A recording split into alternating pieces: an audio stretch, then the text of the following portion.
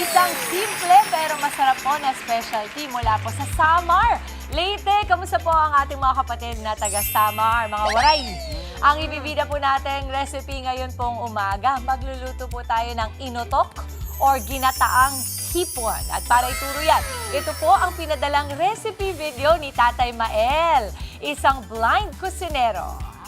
Good morning kapatid. Ako po si Ismael Nerio, taga Barangay Ido, Santa Margarita. Magluluto po ng hipon na may gata. Pero hindi piniga yung gata. Hipon muna ang unahin ko. Kailangan kasama yung ulo. Ang alis lang nito, yung balat at saka buntot. Yung aligi, ito nagbibigay ng lasa para maging masarap. Ngayon, niluluto na natin. Igisa na natin yung bawang. Oo. So, ang galing ng video ni Tatay Mael, napansin mo, kasi sabi natin kanina, blind kusinero siya. But in truth kasi, alam ko, parang mga konting lights na lang, naaninag pa siya because of his diabetes. Yan ang sabi.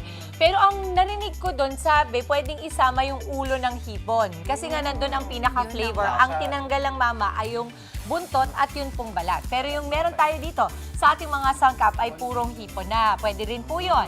Ang mga sangkap po, niyog, bawang, sibuyas, siling haba, asin, seasoning powder, itlog, hipon, at talong. Eto na mama, ako na po dyan.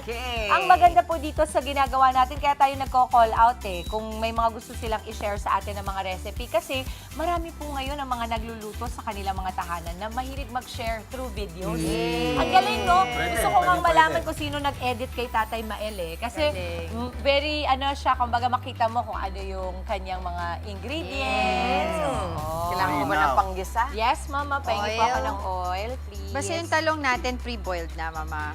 Yes, Ito, opo. pre-boiled na siya. Kumbaga, ang paraan ng ating pagluluto ay iboboil o iihawin na ang talong pagkatapos Ito ibabalatan ito. Ganito po ang itsura. Pero ito, hindi na balatan. Ang gagawin po natin, no, sa talong kasi, depende sa inyo yan actually, pero lagi sinasabi ng nanay ko, na kapag daw ang balat ng gulay at ng prutas ay hindi na isama, sayang kasi ang Sayang. sustansya daw ay kadalasan Nandoon naroroon. Okay. Ingat lang po sa mga may mga allergy po at minsan nagde-develop yung allergy dahil yung ulo ng hipon, pag sinama nyo, nandyan ang pinaka-potent na allergen. Totoo yan, mama. Kasi si Boyet recently na-realize na kapag di masyadong luto, yung ulo ng hipon, nangangati siya. Kaingat po tayo. Ngayon, yung hipon pong gagamitin natin ay wala pong ulo. Okay. Ito. Okay. Salamat. Okay. Ako, excited ako i-flex ito kay Manong Ted. Yes. Alam niya. Yes. Alam niya to. O, ito po, Loban. magigisa na tayo. Bawang sibuyas. Kumbaga, ang tawag nila dyan ay aromatics. Panoorin mo to. Mamaya, Andre, ikaw na to, ha? Yung mga ganito, kaya-kaya mo to. Isa-isa. Alam mo sa mga kapatid po natin na nanonood ngayon, wag po kayong mahihiya. Kita mo si Tatay Mael, nakapag-video pa siya ng kanyang mga ginagawa sa kusina. Kasi yung pong mga recipe natin, lalong-lalo na pag galing ng probinsya, naku, the best yan. Dahil sila lang ang may alam gawin yan. Kumbaga, ang sabi sa video ni Tatay Mael, hindi daw ito piniga. Yun kasi di ba minsan kadalasan yung gata, pinitiga or coconut milk yung inilalagay natin recently. Pero ngayon, mapapansinin mo, nandito yung niyog, nandun din yung inyong water. Ay, coconut water. Coconut juice ba ito? Opo, mama. Okay. Yun ang pinagkaiba kasi in the past 2 days ginagamit natin coconut milk yung gata. Yes, opo. So, ito na yung hipon natin, ma. Ngayon, thank you, Dre. Ang hipon po natin ay sa recipe ni Tatay Mael, kasama ang ulo. Ingatan po, gupitin kung isasama ninyo. Kasi meron yan matulis, mama. Opo. So, kung isasama niyo yung ulo. Pero, may mga tao na gumagawa ng broth, mama, or pampalasa ng mga seafood pasta dish nila, na ang gamit po ay ulo, pinakuluan. Or biniblender. Si Diego biniblend. Talaga? Yes. Ayan, makita Wow, mo, meron pa lasang-lasa siya. yun, ano? Yes. Ito, kailangan lang po ay maluto natin ng maigi bago natin ilagay yung kinayod na niyog. Bilis maluto, no? Yes. Kaya si Tatay Mael din po, very proud siya dun sa kanyang recipe na ginawa at shinare sa atin. Kasi nga, mabilis lang po itong lutuin. In fact, hindi niyo po kailangan maging marunong or magaling sa kusina para maluto ang dish na ito. Kasi simple lang siya. Ginigisa-gisa lang siya.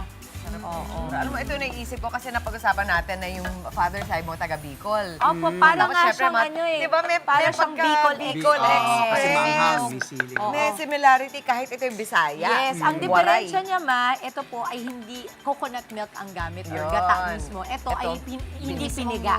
Nyog. Titignan natin kung ano yung pagkakaiba ng lasa. Opo. Eto, mamaya lalagay natin yung niyog, yung coconut water, seasoning, salt, and sili, at itlog, May at itlog yung pa. ating talong. Talong. At narito na nga po ang ating nilutong inutok na recipe po mula kay Tatay Mael. Tatay Mael, good morning kapatid. I'm sure nanonood si Tatay Oo. ngayon. At syempre, thank you kay Alicia, ang kanyang anak, na tumulong sa kanya para makapag-video, yung video na shinare sa atin. Wow.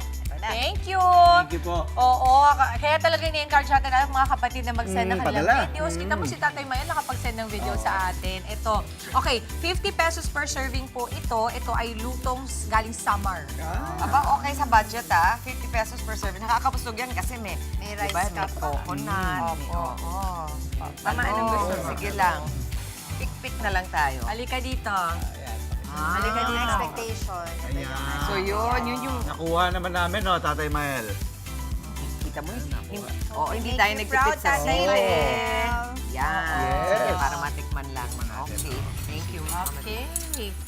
Okay, sa mga kapatid po nating mahilig magluto dyan, naku, pwedeng-pwede nyo pong i-share ang inyong recipe sa amin dito sa Luto Na Po sa Good Morning Kapatid, kagaya ni Tatay Mael. At yung mga natin, nanay, lola natin, kung kayo po ay nahihirapang mag-video, katulad ni Alicia, yung anak po ni Tatay Mael, pwede nyo tulungan ang inyong mga nakatatanda or mga Yes. tatay, nanay po sa bahay. Kamusta? First time Get kong the sili. Ako matatry ito. Ang gawin nyo lang po ay mag-comment kayo sa ating Facebook page or i-message tayo at ibibigay namin kayo. Kamusta, Mama? Yun ang parang una ko naisip. Fresh, di ba? Malinis yung panlasa. Ang sarap nung may sili. Pati yung texture nung nyog, iba yung ano. Tama. Dahil may pagka-crunchy.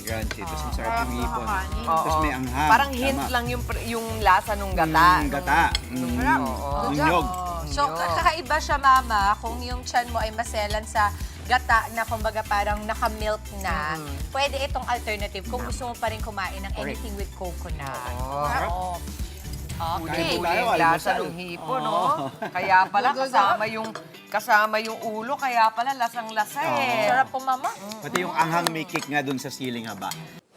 Mga kapatid, Dimples Romana po, maging maalam at may pakialam sa mga napapanahong issue at headlines. Mag-follow na po at subscribe na sa social media pages ng News 5.